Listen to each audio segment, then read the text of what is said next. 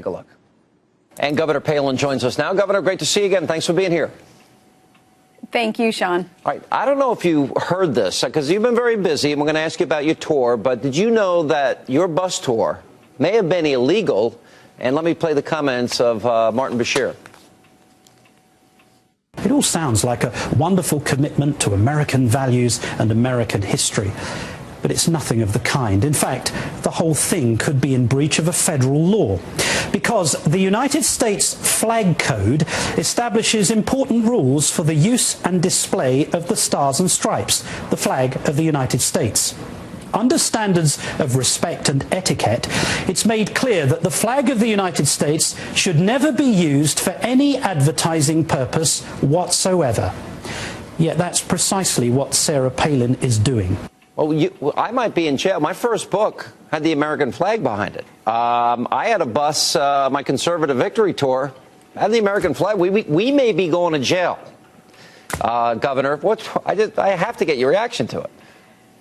What a goof. Who does he work for? No, I know who he works for. Yes. As a matter of fact, whom he works for, they have a flag advertising for their cable news network. What a joke. He has no clue, I guess, what the laws are and what my freedom as an American is. And that's to get to showcase and this symbol of our freedom, our American flag, which I love. All right, let's talk a little bit about the tour, Governor. It's gotten a lot of media, a lot of press. Press is actually angry at you, and they've even made remarks and comments that, well, we feel like the paparazzi. We're not being treated well. Nobody forced them to go. Certainly, you told people you were going, but what was the original purpose of the bus tour? Well, first, maybe this is the first time I've ever disappointed or angered the press. It's not, Yeah. Of course.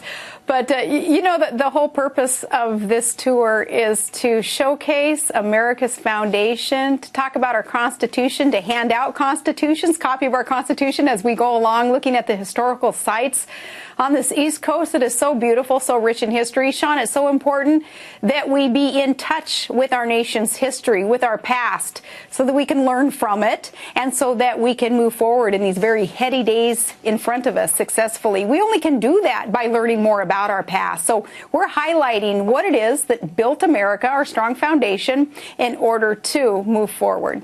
One of the things that got a lot of play, and I missed you when you were in New York, but you did have an opportunity to meet with Donald Trump, and you went to Trump Tower, and then you went out for pizza with Donald Trump. What did you think of meeting Donald Trump for the first time? I've met him before, and I've spoken with him a few times, and we have a nice relationship because I have respect for him being a non-politician. I'm not real enamored by politicians. I like people who are candid, and I like folks who, in Donald's case, with that business acumen that others should be learning from. I respect some of the things that Donald Trump represents. So, you know, we have a good relationship, and it was fun to get to spend some time with him. All right. He said on Fox and Friends that you would like to see him, would love to get me back in the race. Did you talk about him getting back in the race? I said I would love for him to stay in there shaking it up, being candid, as I say, and holding this president accountable. And Donald Trump has proven that he could do that. You know, obviously, with the birth certificate, Obama felt pressure. And finally, the media wasn't going to do it. Donald Trump pushed it and the issue, and Obama finally had to show his birth certificate. So that, you know, that's just one example of what Donald Trump can accomplish. All right. I spent a lot of time. I spent about a half hour with him on the radio the other day. It was right after your meeting. He had incredibly complimentary things to say about you. You're incredibly bright and smart, intelligent, iconoclastic. He really came out in a very strong, forceful way defending you. And then we got into this whole issue that he would consider, if he doesn't like the Republican field, maybe consider running as an independent. And I kind of walked him through this a little bit. Remember, I don't know if you remember the Reagan CPAC speech when he said, you know, is it a third party we need or a revitalized second party? And Reagan said it was a new revitalized second party with no pale pastels but bold colors. If he were to seek your counsel, your advice over maybe a piece of pizza and a Coke, what would you say to him if he said he wanted to run third party?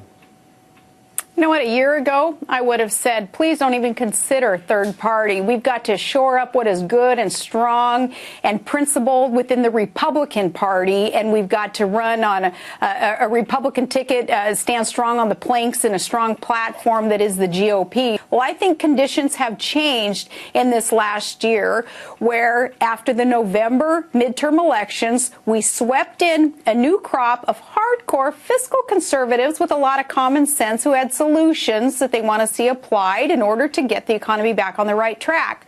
Well, too many in the GOP are still resistant and resisting that movement of this new crop of common sense conservatives. And if they're not careful in the GOP, there will be a third party rise up, just like back in the day when the Whigs finally went away and Republicans rose up.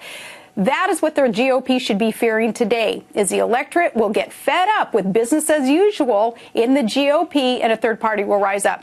Not that I want to see that, because I still have belief strongly that the GOP planks are best for our country, but they have just the machine that runs the GOP has got to be very careful. Wouldn't a third party, if Donald Trump ran, wouldn't he split the anti-Obama vote, those people that see that he's failed as president, that his economic policies are a disaster, wouldn't he split that vote?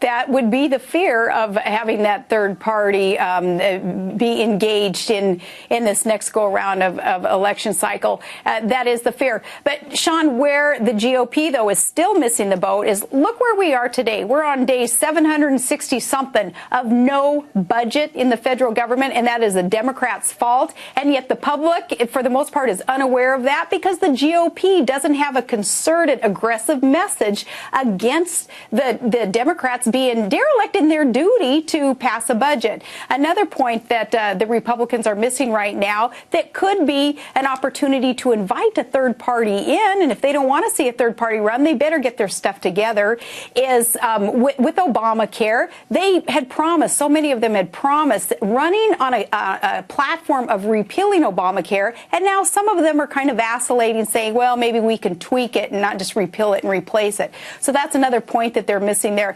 There are quite a few issues that the GOP had better get their stuff together on in order to make sure that Obama does not have another 4 years. Because, Sean, can you imagine where our country is going to be 4 years later with Obama? We will be bankrupt. We will have poked our allies when it comes to foreign policy in the eye so aggressively that we're going to be left without any friends across the globe. We're going to be in a world of hurt if things don't change quickly. So we have got to be in a concerted effort, making sure that Americans know they have a choice. We don't have to just settle for big government, overreaching, socialized programs and policies that Obama wants. We have a choice here.